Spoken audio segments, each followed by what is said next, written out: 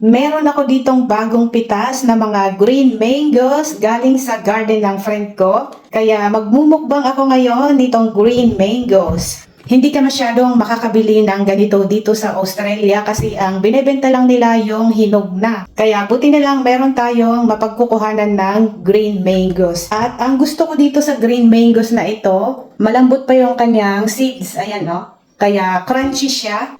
Mas gusto ko sa green mangoes kasi yung bata pa yung kanyang seed sa loob. Ayan.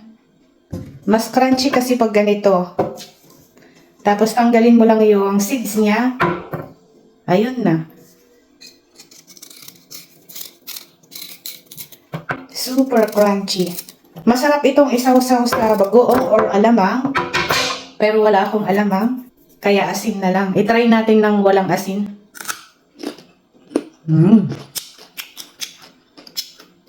Hindi masyadong maasim itong variety na ito. Lagyan natin ng konting asin. Asian variety daw ito. Hindi ko lang sure kung anong exact variety. Kahit wala ng asin, okay na. Pwede mo nang papakin.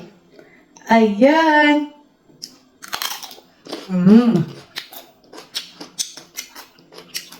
Alam ko maraming nagkikrave ng ganitong green mangoes dito sa Australia. Kaya pasintabi na kapag naglalaway na kayo dyan.